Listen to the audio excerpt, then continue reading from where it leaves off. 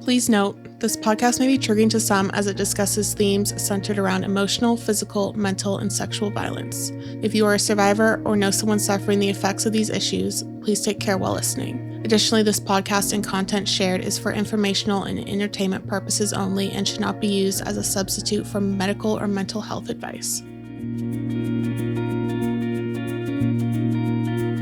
Welcome to When Heaven Meets Hell. I'm your host, Allyn, and this is the retelling of my experience with narcissistic abuse and coercive control from my perspective.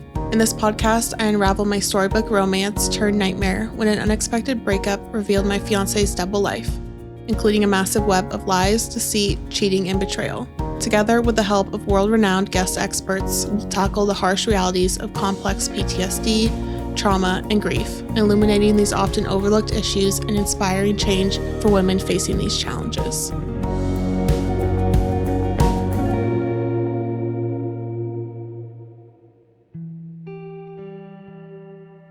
Welcome to episode 4.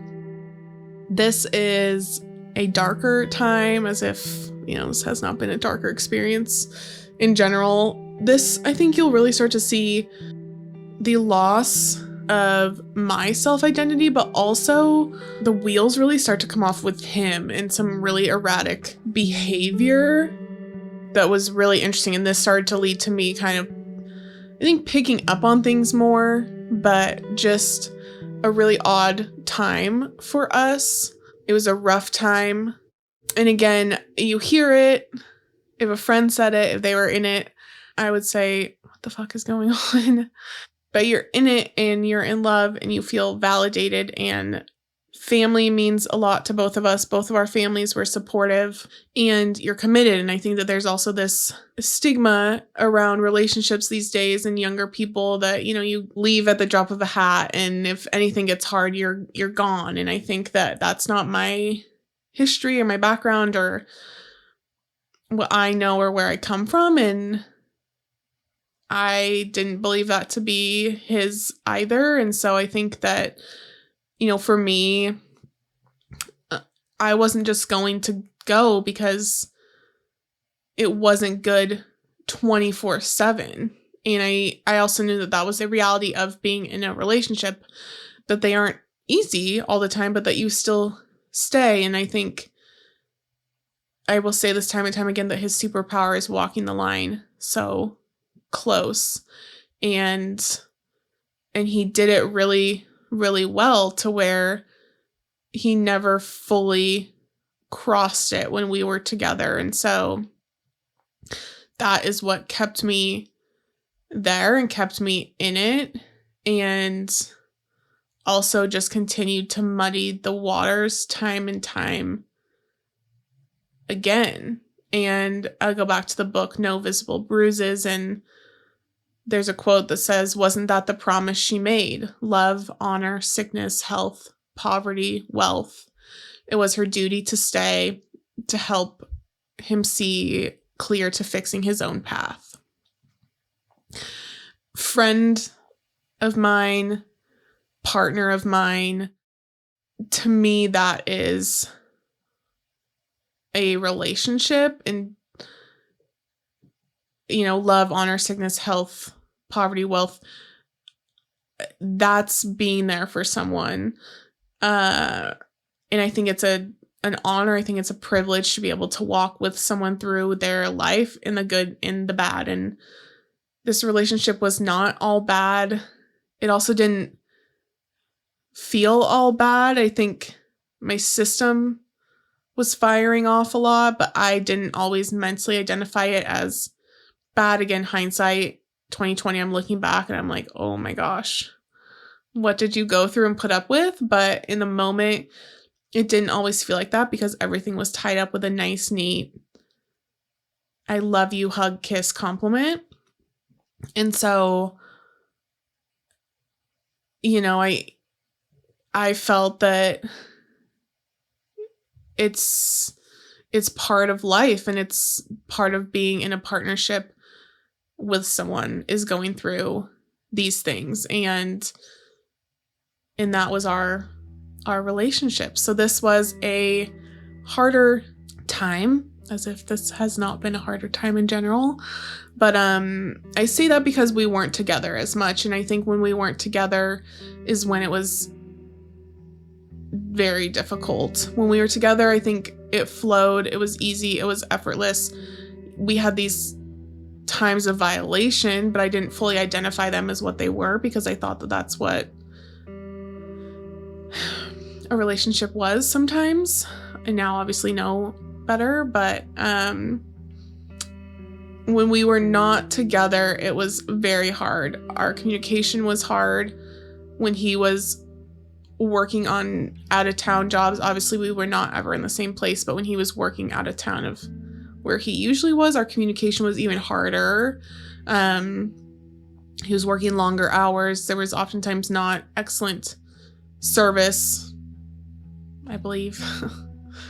That's to be determined, if that was true or not. But that was difficult. It was very, very hard. So that was partially a factor in, it felt like we were moving fast in moving also, but that was part of it too, was if we're really gonna, we're committed to this, we're committed to each other, and being apart is not helping. It's not part of it. And so being together, closing that gap, and making a move. I was going to be making a move in the fall to be out there once his house was ready, and that would become our home. And so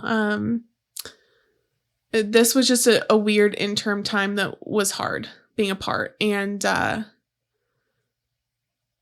I, during this time, was working on a lot of housing stuff for him. Throughout this time, it was deemed that a move needed to happen prior to when he wanted it to happen. Obviously, he would just have wanted to go from where he was living into his new place, which I understand.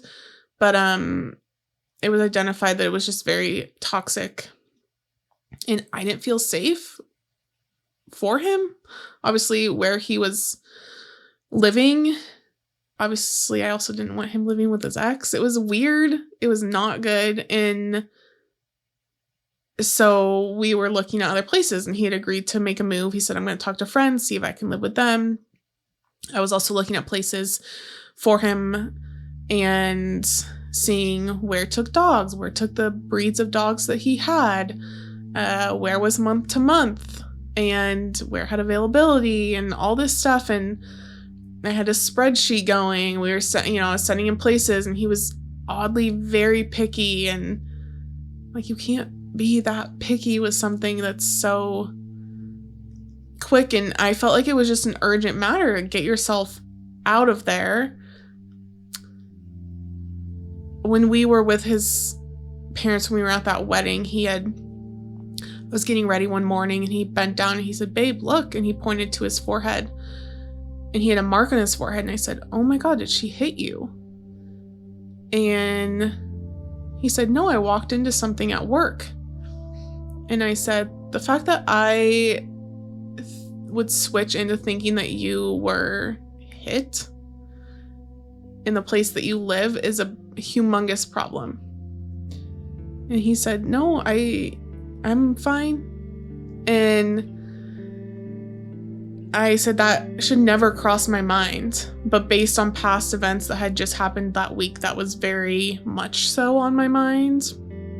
And so that is kind of just a little glimpse into what we were working with, where my mind was at with that. And as much as I can sit here and say, well, it's about me and I don't want him living with his ex and blah, blah, blah, blah, blah, I switched into like, this is about him, and he's not safe there. It was just a weird situation and environment. And so I was working on that a lot.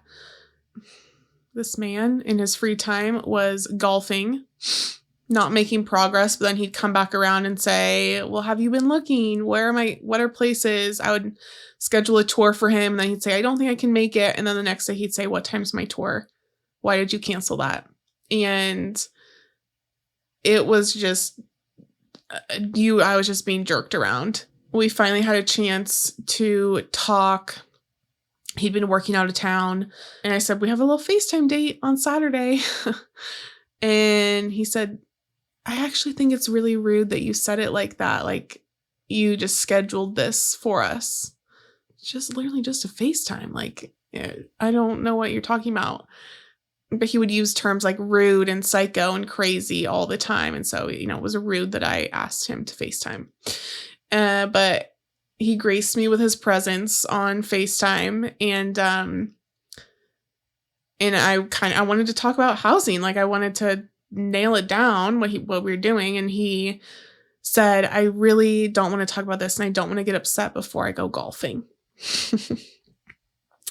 This man is not Tiger Woods. This man is not going out and playing in the Masters or whatever. He's taking some twisted tees and hitting some balls. He's not terrible, but this is not anything wild and crazy that's happening on the course. And so it goes back to also at the wedding when he said, I don't want you to embarrass me. Like, I'm not here on FaceTime trying to upset you. I'm trying to help you. And so I don't know why this would be a trigger for you or something that would agitate you so much to where you would not play a quote unquote good golf game. It just was wild. It's just these moments of total jaw drop. Did you just say that? And so he'd say, I don't want to talk about this before I go golf. And I was like, whatever, man, go golf. He also knew, and this is part of him picking someone like me, is that I'm not combative. I'm not going to go toe to toe with you. I'm not going to go head to head and argue with you. If you want to act like a jackass, go act like a jackass and have fun. But I'm not going to waste my energy on going toe to toe with you on something like that. It's not worth my time or energy. And so that happened a lot throughout our relationship, is that I am not going to argue with you.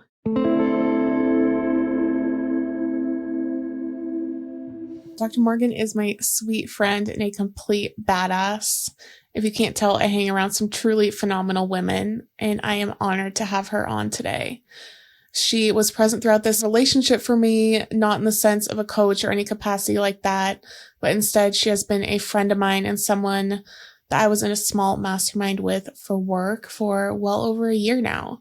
And she has had a front row look at this experience and the aftermath, and just so happens to also be a clinical psychologist and relationship coach, helping women to raise their self-worth and cultivate securely attached, emotionally fulfilling relationships. Somewhat ironic, I know. If you have not heard of the attachment theory or don't know much about it, you've come to the right place, because she is the queen of it all. Dr. Morgan helps you rewire yourself for securely attached relationships and has helped over 650 other women do the same.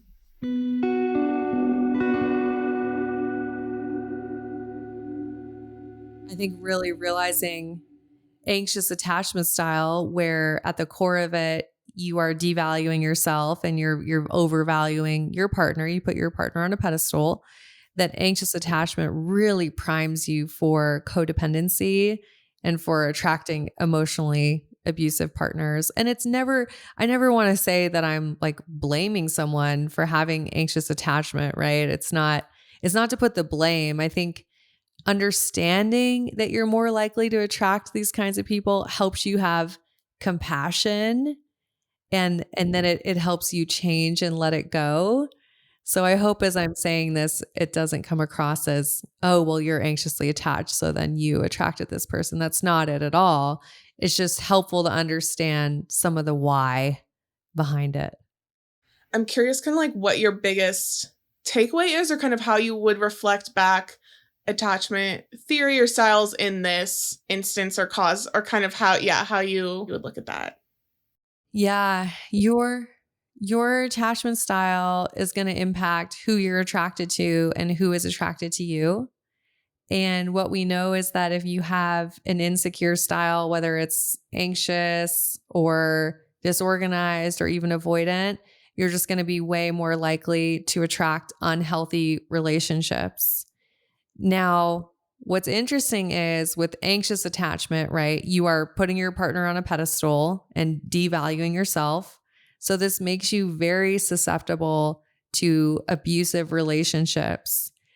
And in a non-toxic way, really, well, it can be toxic. It's such a spectrum, right? But with anxious attachment, you could be attracting avoidantly attached people who are emotionally unavailable. And that's kind of like the toxic relationship, but it's not narcissistic level abusive relationship. But you're also susceptible to attracting narcissists. And this is where it can look like avoidant attachment, where they're disconnected from their emotions, or maybe they can even seem emotionally unavailable. However, the motive with a narcissist and where they're coming from is very, very different than someone with avoidant attachment style. With avoidant attachment style, you have that fear of intimacy and you're just distancing because being close is scary. With narcissistic personality disorder, you're distancing, you're using control, you're doing all these things because you are manipulating the person and you're wanting power and you're wanting control. So I think kind of understanding that distinction between avoidant attachment, narcissistic personality disorder, and how anxious attachment tendencies can make us more susceptible to either of those types of relationship dynamics, and how this is like an unconscious nervous system. Your attachment system is biological, and you can have these magnetic poles to these people where if you were in a room with 100 people and there was 99 healthy, emotionally available people, but there was one person there who was going to be toxic and emotionally unavailable, you would be drawn to the toxic person if it matches your emotional home and your attachment system. So I think for me, it's like really understanding that helps me know the why. And then it obviously helps us realize, okay, well, we have to become securely attached. We have to rewire our brains, become that secure version of ourselves so that we're no longer attracted to these people and they're no longer attracted to us. Newsflash, what you hear on this podcast is just the beginning. There's a whole world of powerful conversations waiting to be explored. Conversations that are redefining how we talk about narcissistic abuse, intimate partner violence, and mental health. Whether you're on a journey to reclaim your power and heal from trauma, seeking to educate yourself on issues dubbed the public health crisis of our time, or simply looking to engage in meaningful discussions, this is the place for you. Don't miss out on exclusive content, behind-the-scenes insights, and powerful resources. Join my email list to get the latest updates on episodes, expert tips, and special offers delivered straight to your inbox. No spam. Sign up today and become part of a community dedicated to healing, empowerment, and living authentically. Together we can break the cycles and create a lasting change, but it takes a community. Find the sign-up link in the show notes or in my Instagram bio at allyn.amarangan. If you run into any issues, message me directly and I'll personally make sure you're all set.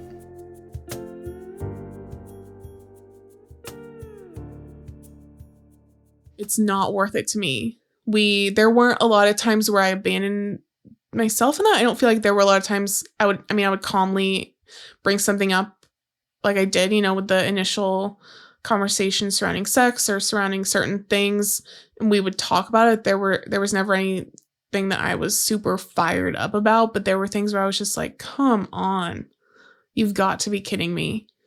And that was one of them, but he knew that I wouldn't ever fight or push back. I would just say, okay. And I get quiet and I say, go do whatever, have fun. And we would talk about it. I would always come back around and circle back to it. Maybe it was the next day, maybe it was days later. And I'd say, that's not cool. You can't do that. I'd say, sorry, love you. And that was that. And I was supposed to go out there a few weeks later. we're going to the cabin, and it kind of came up fast. There was a lot going on, and he had been out of town and I had been doing some stuff, and I said, I'm supposed to come out this week. And he said, I actually think I just want time with my parents. This has all been going really fast. I need time to go over housing with them. They were kind of helping him with housing, and so I just want to talk to them and get their opinion on everything. And I was hurt by that, but also I really love and value his parents and their opinions, and I felt like anytime he had time with them was good and well spent. And so I was in support of that, and if you need time, then I need time, and that's fine. And so, he was supposed to go up there after work, and he did, and he was up there, and we talked that night, we talked the next day, and then I looked at his location, and his location showed that he was at the same hotel that he and I had spent 4th of July night at, which is not the cabin. It's a little ways from it. And I said, what are you doing? It's like your dad's birthday weekend. I thought you were spending time with them, and you have the dogs. What are you doing? And he said, oh, a friend of mine saw my story that I was at the cabin on Snapchat and is having a birthday party, invited me to come. And huge red flag, because I hate Snapchat, and you told me you never had it. You told me you never have social media. And what is going on? Why are you not with your parents? And I said, okay. And I knew if I brought it up, it wouldn't go well. So I didn't talk about it. He had his night. I watched his dot. It was there all night long. Talked to him the next day, and he said, oh yeah, I ended up staying the night. They had a room block. It was really fun. And I said, I thought you didn't have Snapchat. He said, I told you I didn't have social media. I don't know what generation you live in, but that's social media. And initially when I had, you match someone, everyone looks everyone up. I looked him up, and I had seen that he had an Instagram, but it was private, and I don't even know if it had posts on it. It didn't really look like there was much going on there. And he didn't have a Facebook. And then, he told me he didn't have Snapchat, and I said, great. And he had also said, I deleted my dating profiles, everything. So in my mind, there really wasn't much going on, and that was a plus for me because I'm not into people being on social a lot, which is ironic because that's what I have to do for work, but I thought that that was a plus. Snapchat in particular, because I had been cheated on with someone in the past who was just a Snapchat wizard, and I don't get it. I don't agree with it. I'm over it. So when he said Snapchat, I was like, what? And I said, that's a big thing for me. I'd been cheated on before, and I don't like that you have that. And he said, I would never. He said, I would never cheat on you. I hope you never worry about that or think about that. And he said, yeah, he said, I just posted a picture at the cabin, and they commented and invited me to this, and that's that. But he said, I never want you to have that concern or that worry. And we talked about it, and that was that. And so it was a moment where I, again, was like, what is going on? But he said, the dogs are at the cabin. They're with my parents. I'm going to go pick them up right now. And I just ended up staying, and it was fun. And I was glad that he was with friends. I was glad that he had fun and everything. I felt like he was working really hard. And I also was like, you went to talk to your parents about this housing and you didn't do it. And I was disappointed in that. And also Snapchat was a concern for me. And so that was a bummer. Literally within that same time frame, he was supposed to be coming out the following week, I believe it was, to meet my brother and be out here and spend time and everything. And I received a text from his sister, and it was inviting us down to see her and spend time with them and go on a trip for Labor Day, for the weekend. And I don't know if I replied or what, not right away, but then I got a screenshot of a plane ticket and a message from him saying, all caps, lock it in, babe. And I was like, what are you doing? And I remember I was with my mom at the time, and I was like, God damn it. Like, what are you doing? I said, he's supposed to be coming here. He's supposed to be spending time with our family. I've spent a lot of time with his. I want him to meet my brother. I love his sister. I love them, but you're just freaking screwing me over. Like, what are you doing? And he would make decisions lightning fast in some regards. And so I was just like, what is going on? And I talked to my mom, and mom's like, just go. It's fine. He has time to meet our family. It's okay. I think go and have fun. And I'm really grateful for that support. But she said that, and I called his sister and I said, what is going on? Like, what's happening? This was all super fast within like half an hour. And she's so excited, and she's like, oh my gosh, can't believe that you guys would come. This means so much that you guys would come down here, and that he would take the time to visit. I guess he hadn't visited them down there at her house in a really long time, and all of this stuff. And so basically I was the last piece who just needed to say yes and get my butt on a plane. And I talked to her at length, her and her boyfriend at the time, and she said, I understand what you're going through with his ex, and we don't get it as a family. It doesn't make sense to us, but I think having you guys here is going to be good. We can talk about it. We can figure it out. We can address it with him. We can talk about kind of like what your next steps are. And I felt like they had my back, and they always did. They never did not. And I felt like maybe this is going to be good for us. Once again, going and being around his family, being around people who love and support us, but who he's comfortable around, and who can just kind of help us in this journey. And my goal was just getting us to a place where we could just freaking be together and not have this additional person. I think throughout this month, our communication was also difficult because she would be in the background of conversations when she was there, and that was hard. So we didn't talk on the phone. I would be like, I can't do it. It makes me sick. And so our conversations went down a lot, and it was just overall really difficult. And so we were going on the trip. We had flights planned. He was flying in, and I was flying in, and we were going to both be picked up. We got in within like half an hour of each other. It was great. A last minute, he says, I don't think I'm going to be able to come with work. And it was always something with work. I don't think I'm going to be able to come with work.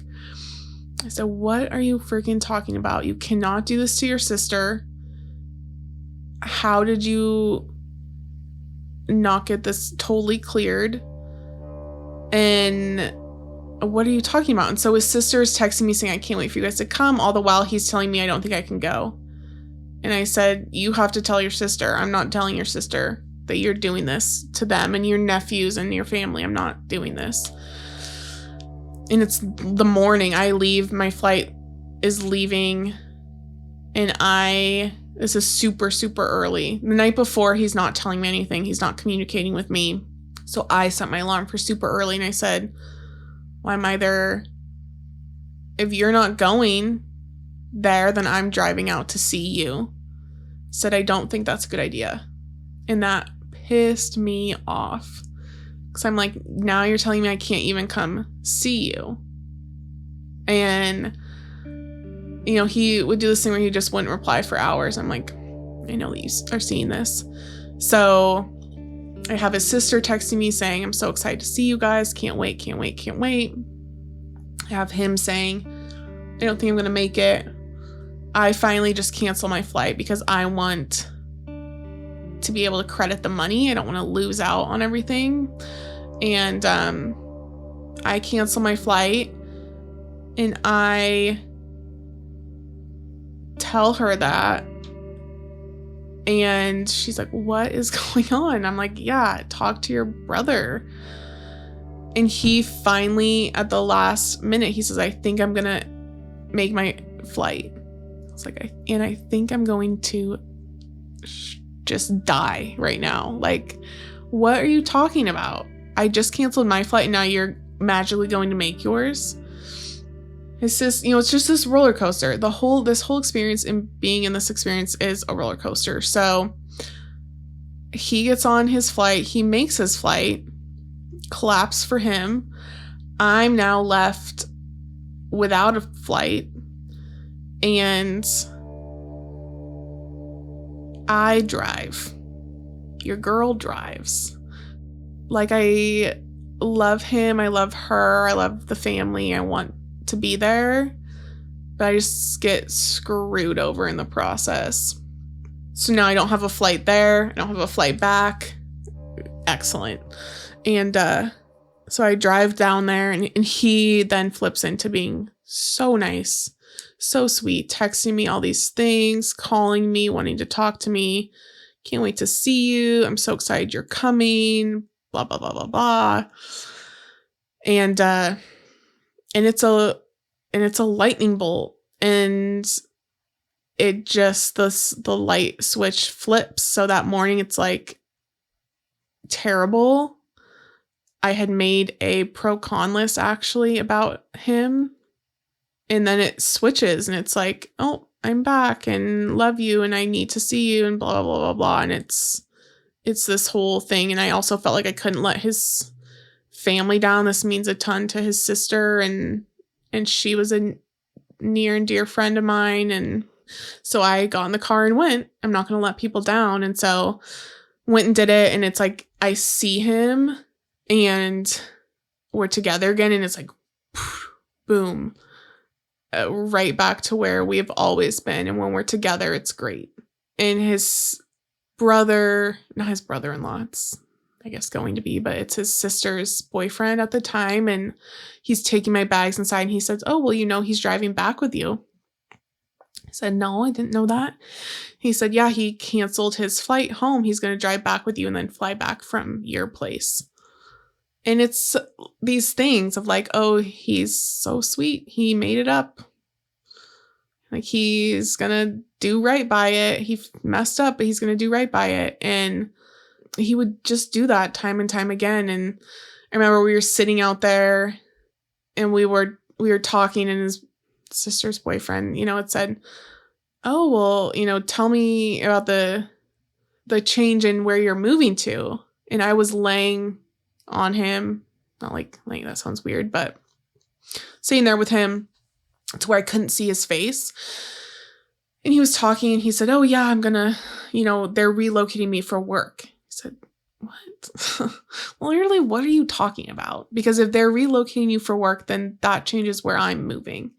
So what are you talking about? Because you've not talked to me about this. And it was always just this nonchalant thing. And I can't even at this point, I'm so worked over. And I didn't even move. I just remember sitting there and my eyes started watering, and I'm looking at his sister's boyfriend, and he and I had a great connection, and he sees me starting to tear up. And I think he realized that I didn't know. He hadn't told me yet. And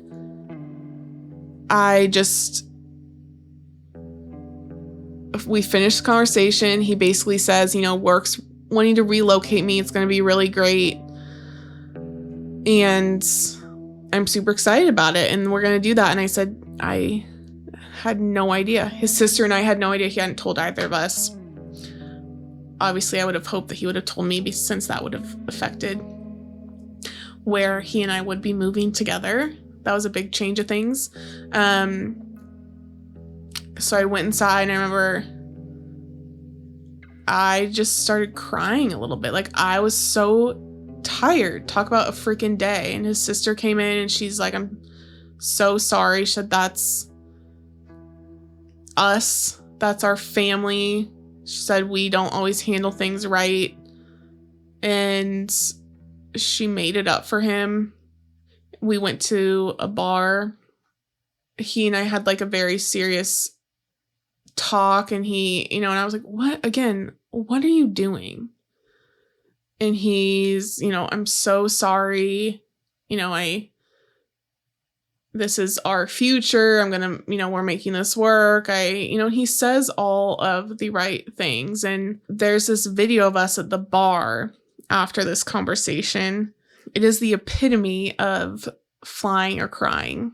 I'm a huge Zach Bryan fan, obviously, but it is that to a T of our relationship. And I think that was our relationship, is that we're either flying or crying. And it felt like we were floating, and it was heaven and hell, and it was Beauty and the Beast, and just this total suspended state of delusion and dysfunction and deceit and all these things. And it was so dangerous, but we were in it. I was in it. And from the outside looking in, it looks beautiful. It looks like a fairy tale, but it was something really dangerous. And that was, again, the cycle that was happening, the cycle that was going on. And so we rectified it. We would always get back on track. And that was us. We would get back on track. We would get back on track. We'd get back on track. Going into trauma bonds, you say that there's two things that kind of always happen or are needed for a trauma bond. Yeah, a trauma bond at its simplest form is a dysfunctional emotional attachment between two people. Okay. Right? It could be between lovers. It could be between employee and employer. It could be between parent and child. It can be between friends. I just write about it between intimate lovers, and it has to have two things. The first thing is a power imbalance, where one person really has most of the power in the relationship, and they can get it because they're dominating, intimidating, threatening, like my ex was. Okay. Right? They can get power over me because he instilled fear into me. Mm-hmm. They can get it because they have more resources. Right. Or somebody really can have power over you just because you love them. They love you. Yeah. And so a power imbalance. And so the pathological lover will abuse this power imbalance, right? And they'll exploit your trust. And then the second thing is intermittent reinforcement or intermittent abuse, meaning 75% of the time they end up being cruel and controlling and abusive or disparaging. But then 30% of the time is that kind, generous, helpful love bomber person. And so it's the mixture of those two intense, extreme experiences within the relationship that actually create the bond, because it creates a lot of confusion. Right. I had to think back on it because I heard you one time say kind of that percentage cut of around 70-30, and it sounds wild. You would say you're really going to be in something that, 30% of the time is good, or it could be 60-40, no, but 20, but yeah, that's I know the number I use. No, but I was, it still is, more often than not great, but it is true, that you start to rely on just a little bit, or on kind of, I don't want to say breadcrumbs necessarily, but, you start to rely on less and less. And that's, after the love bombing and you right. kind of drop in, but it is true. And I can see that reflected in my story. And I've heard that in others, that it kind of flip flops, but you don't really recognize it until you kind of hear that. And it is really staggering. I think that that's another point too, to when people will say kind of, why, I don't want to say that they always say that, but why did you stay, or why didn't you get out, or anything like that. And I think that's something that I put on myself a lot too, would be, how did I put up with this, or something like that. And then you look at something like that and you understand. Yeah, you understand it. The 70 might not have been great, but the 30 was maybe, magical or intoxicating at some points in time. That's right. And it causes a lot of confusion. Right. I've heard you speak about the cognitive dissonance. Can you explain that? Yes. And I got that term again from Sandra Brown, who had done all this research before me. And it was, again, one of those like eye-opening moments where I just was like, oh, this is what's happening. Because you're so confused because the person has two masks. I call them now Romeo and Dirty John instead of Dr. Jekyll and Mr. Hyde, because all my young girls were like, who's Dr. Jekyll and Mr. Hyde? So you have the good mask and the bad mask. So you're like, wait, is he good? Is he bad? Am I crazy or is he crazy? Wait, do I love him or do I hate him? So you have three different layers of cognitive dissonance about you, him, and the relationship, always ping-ponging in your brain. Right. The ping-ponging drives you crazy. It drives you crazy, and it keeps you confused, and it keeps you stuck. And it really shuts off your executive functioning in your brain, the part of your brain that can strategize and plan.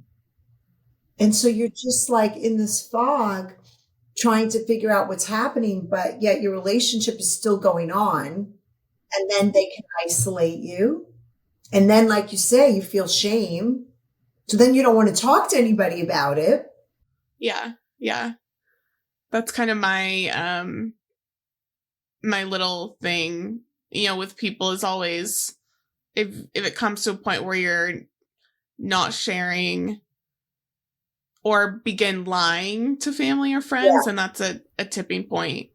I don't, and I can kind of see that in my story where I would start to not necessarily tell the truth on his behalf, or, little kind of, which is so not my integrity or value system, but I would just want him to look better than maybe he was, or maybe the situation looked. And so little by little, I would kind of start to do that. And that's, kind of a big flag for me now. And just in talking to people and stuff is don't do that. Don't do that, right?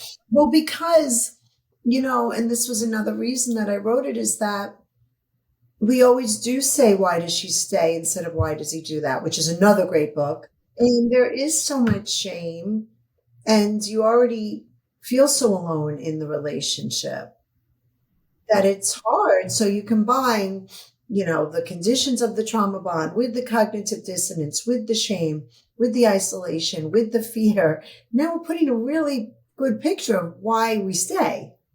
Right. And let's forget if you're financially dependent and you have kids. Oh my gosh. Right. And you've mixed your whole families together.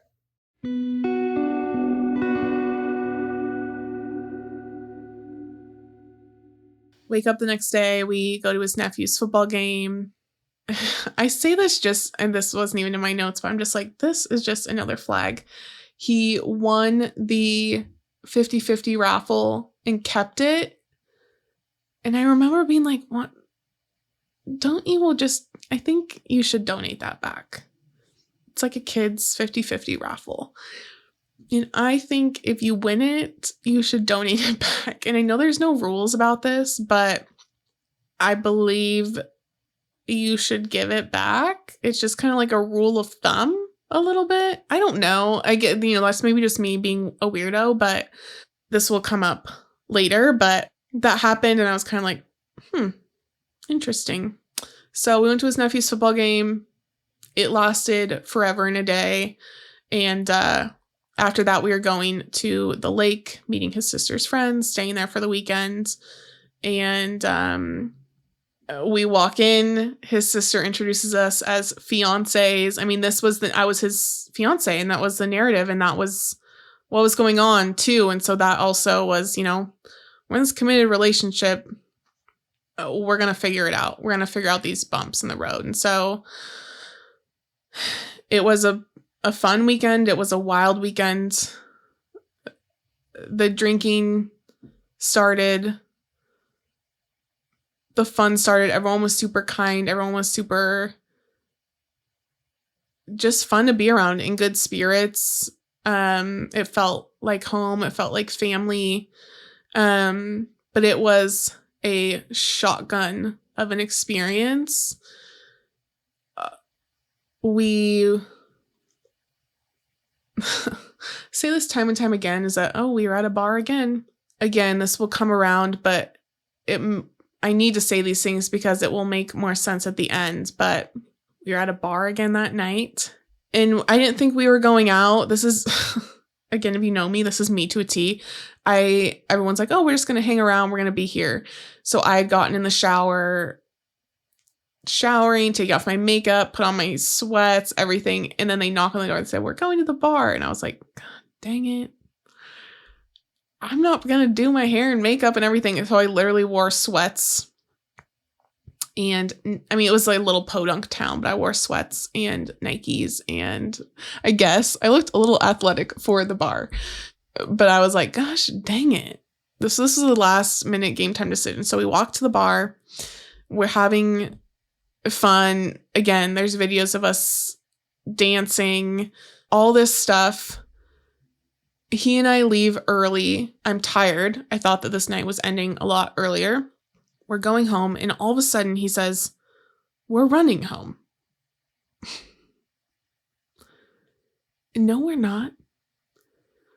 It's not far, but your girl's not a runner, and also what are you talking about? You're not a runner either. And what are we doing? He goes, come on. And he just starts running. And I was baffled. Yes, I'm in my sweats and Nikes, but no, this does not mean I want to go for a jog. And he said, we're going to run 1 mile. And I was like, absolutely not. But also he's running and I don't want to be left behind. And so I'm now running. And it's the most bizarre experience. And I know this sounds insane. If you saw us, you'd be like, what are these two people doing?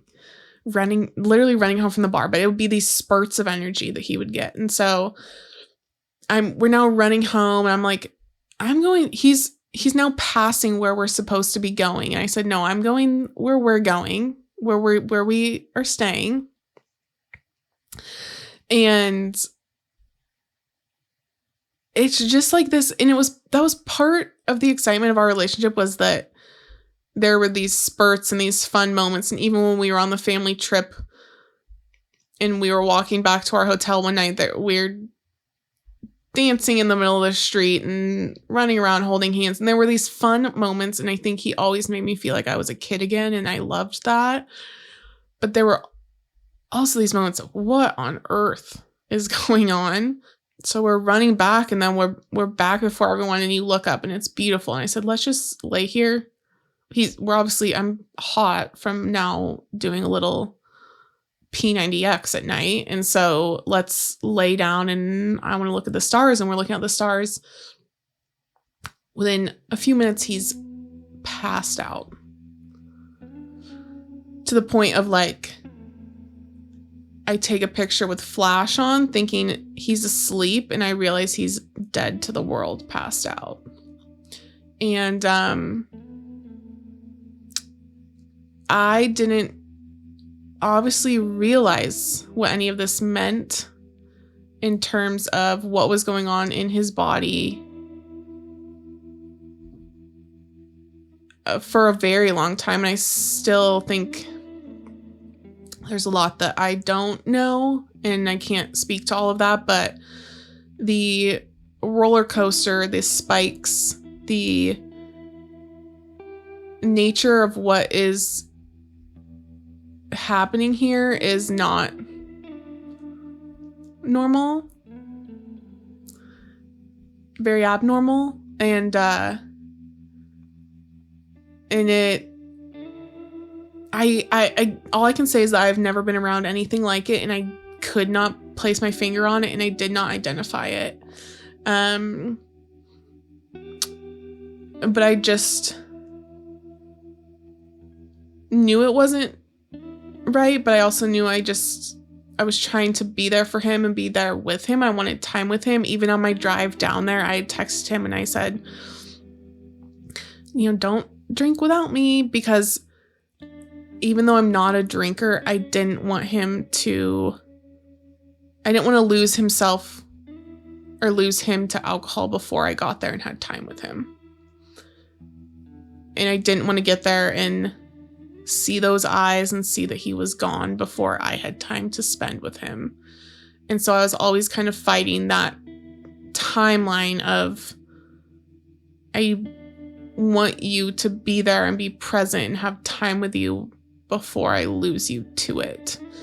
And as I'm saying that, I'm like, how can you not realize that there's a dependency there? But I never realized that in the moment. I just thought we're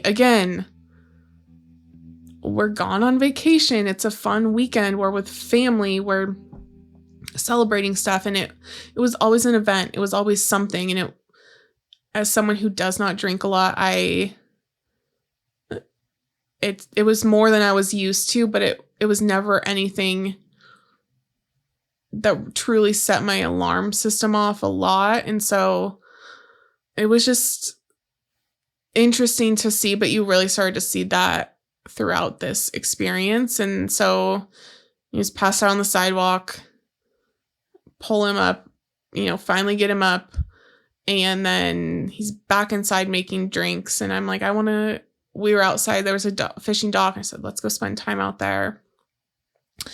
And then he's back out there and he's fishing for hours at night. And we're fishing together under the stars and it's beautiful. And again, you feel like a kid, but then he gets hyper focused and hyper fixated on it. And it's really, really interesting. And so it's this kid-like experience, but super odd.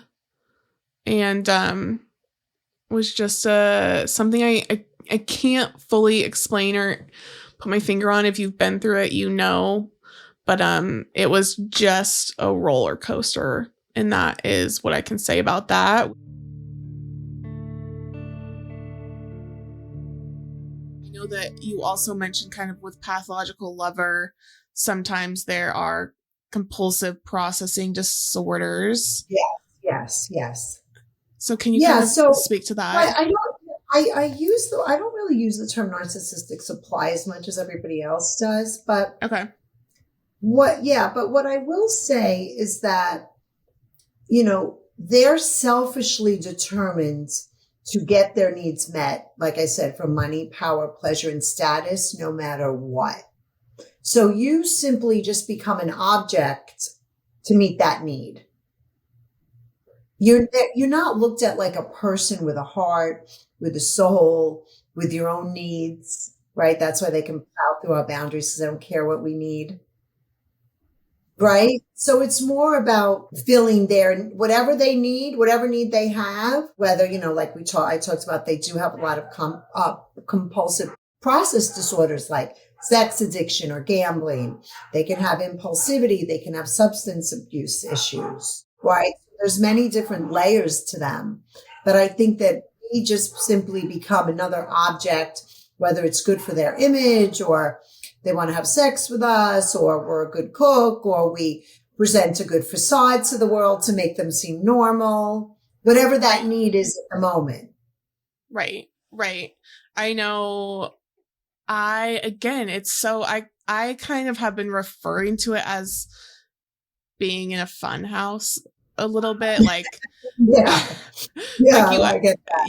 Yeah, you enter into it and everything's kind of distorted and it's kind of funky. Some of it's fun, like, but you come out of it and it's not, you were like, the fun house is not fun. No. Yeah, you were scared. You were scared the whole time in the fun house. Yeah. Distorted mirrors. Yeah.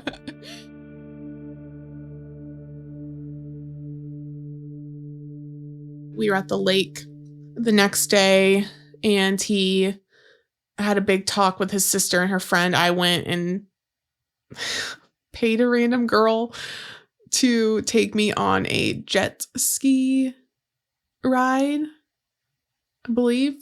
Is that what it was? Yeah. She was super cool. Loved her. But he had a talk with his sister and her friend, and he told them that his ex had moved out.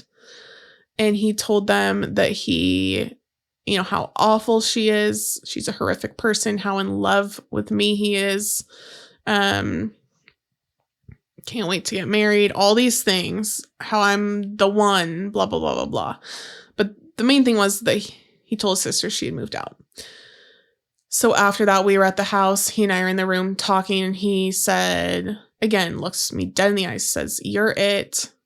I want nothing more." He says, "We're moving in together. We're getting married. We're starting a life. We're having kids." And he said, "I want you to know that. And I want you to know that you're it for me. There's nothing else. There's no one else. I love you. We're good. Things have been crazy. Things have been hectic. And I understand that. I acknowledge that. But we are together. We're in this together. And I want you to know that you're my person now and forever." And what else does someone have to say to you? I mean, that's what I needed to hear. And I said, yeah, things have not been good. Things are not good necessarily. We have some big issues. And he said, "I know that. And I'm not acknowledging that, but I want you to know, that you are my person. I've never felt this way." It sounds gross coming out, but you were it for me. And it, for me, that's what I need to hear. And we were good. He's like, we're good. We're going to figure it out, and we're good. And we were moving on from there. And so again, it's our cycle of rough patch, fix it, rough patch, fix it, rough patch, fix it. We didn't have a lot longer there that night.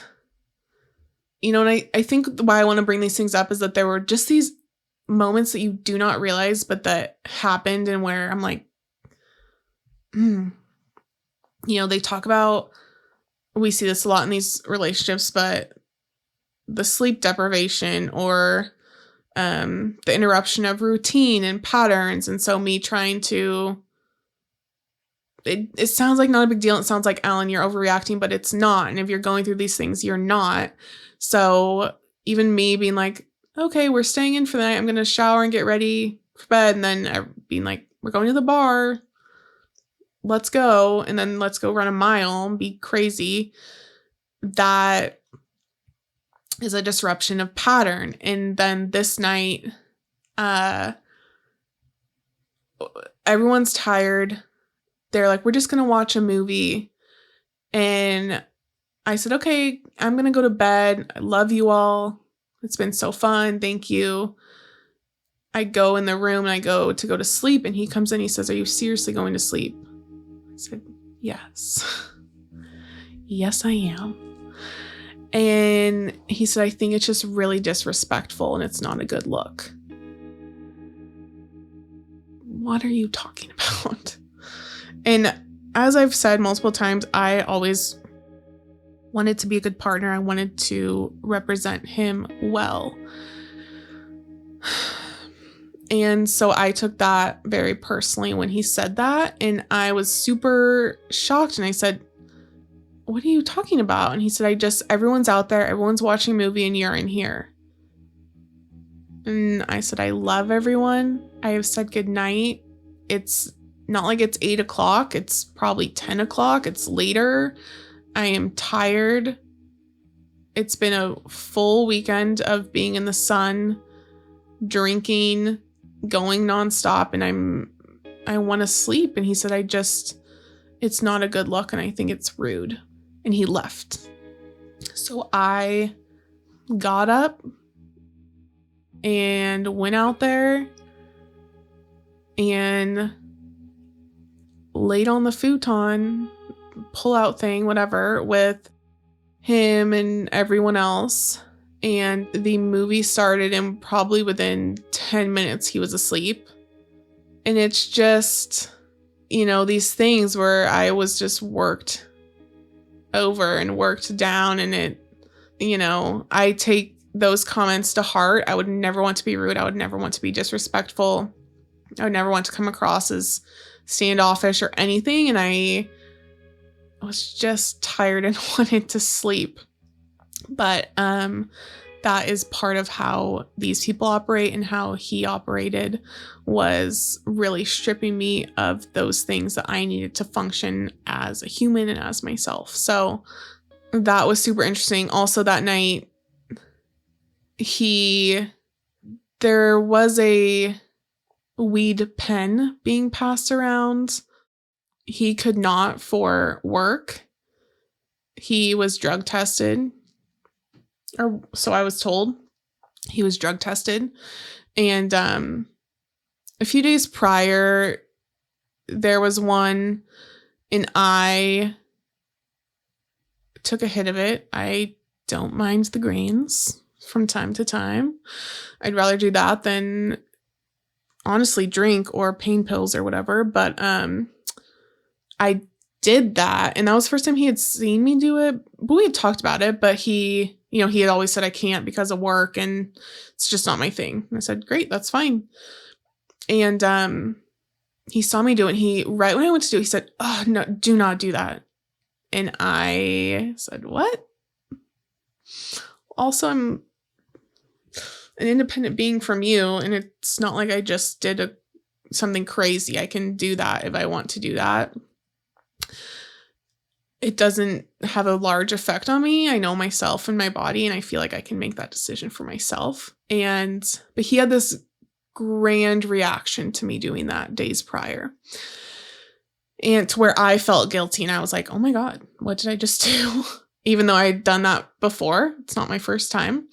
And so that was his reaction to that. And so that night when we were sitting there, watching this movie, weed pen comes around and he takes a hit of it. And I was like, gobsmacked. What are you doing? You just got mad at me days ago for doing this. And also you're apparently drug tested for work. So what are you doing? Comes around, he does it again. Like, what is going on? And, he's like, you're overreacting. I don't know what you're talking about. It's not a big deal. And again, the narrative always shifted. The goalpost always shifted. What was true and what was false, what was accurate. It was always moving, but that was so bizarre to me. And I think that this trip really highlighted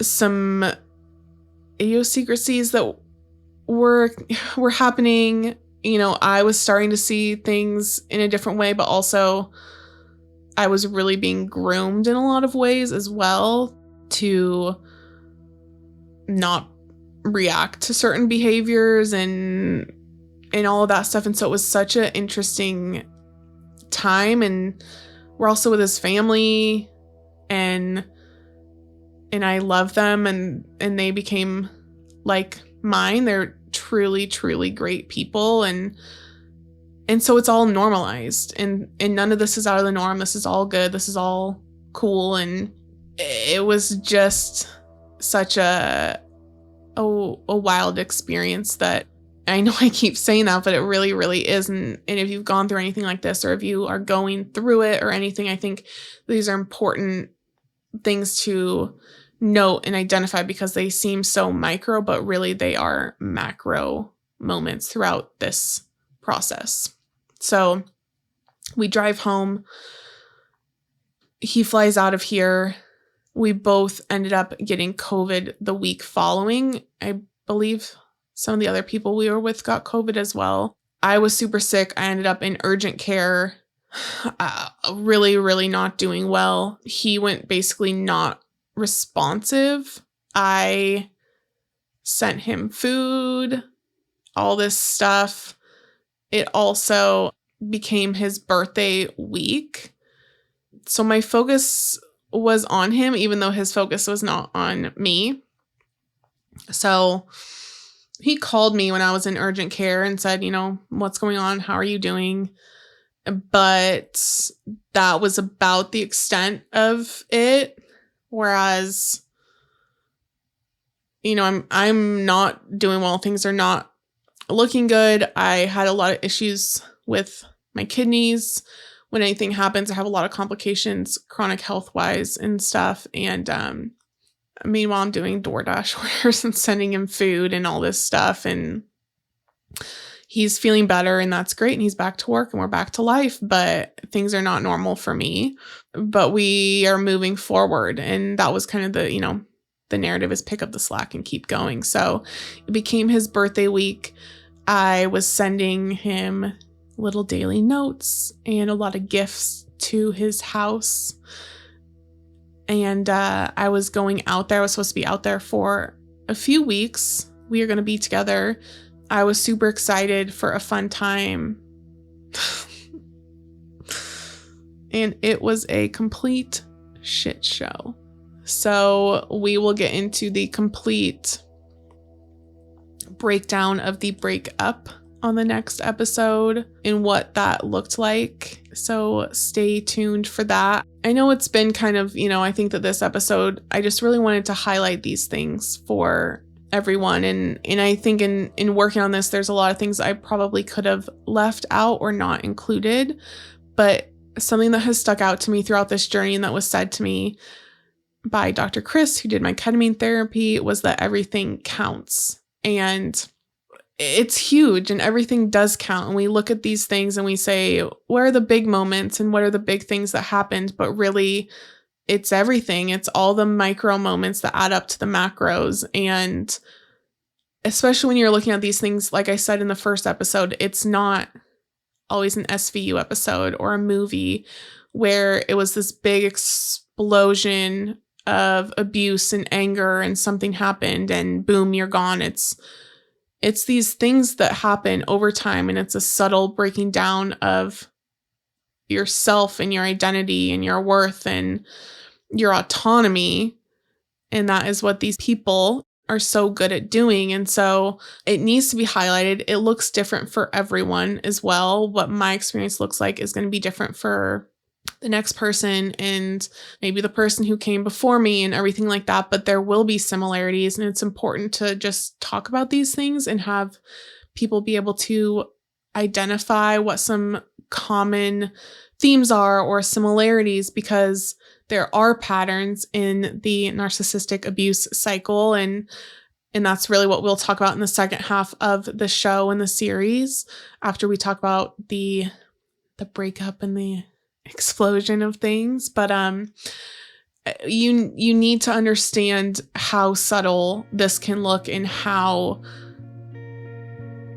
nice and pretty and beautiful and good and lovely it can look and feel, while also feeling so uncomfortable and stretchy and sad at the same time. And I think that I had this commitment.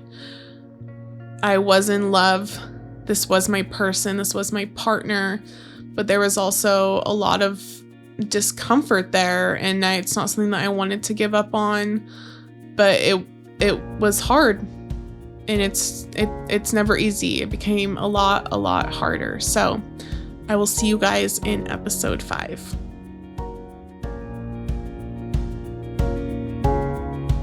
Thank you for tuning in to When Heaven Meets Hell, produced by me, Allyn Marangan, and co-produced, edited, and scored by Brad Parsons at Train Sound Studio.